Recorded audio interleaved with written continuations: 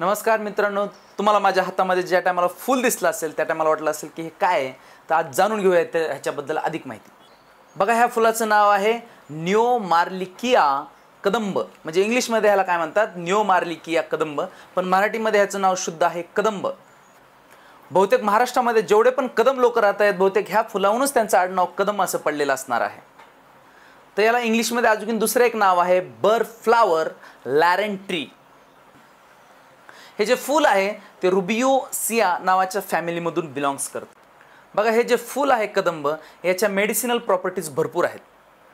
तसेच ह्याच्या मुळ्या देखील खूप उपयोगी आहेत, कारण त्या जर मुळ्या तुम्ही उगाळून प्यालात तर त्याच्यामुळे तुमचं ब्लड लेवल जे आहे, ब्लड शुगर लेवल, ते रेग्युलेट आणि रिड्यूस व्हायला मदत होईल.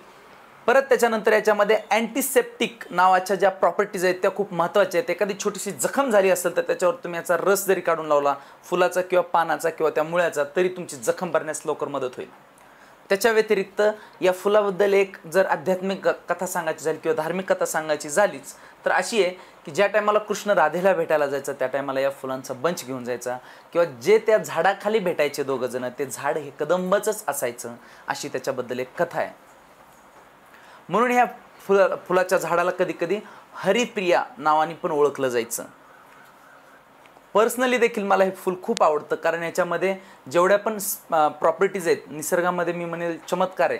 आणि त्यातल्या त्यात मी फिजिक्सचं थोडंसं टीचिंग करतो, त्याच्यामुळं मला कधी काही 3D ऑब्जेक्ट सांगायचे असतील, त्या टायमाला स्पेअरबद्दल सांगायचं असतं, तर ह्याच्यामध्ये जे गोल फळ राहतं ते घेऊन मी शाळेमध्ये विद्यार्थ्यांना पण शिकवतो. अशा प्रकारे मला खूप वेगवेगळ्या पद्धतीनं हे फूल मोहून घेतं किंवा आकर्षित करतं. आणि या फुलावर पहिल्यापासून माझं खूप प्रेम आहे. माझ्याकडे असे 2 झाडं आहेत सर.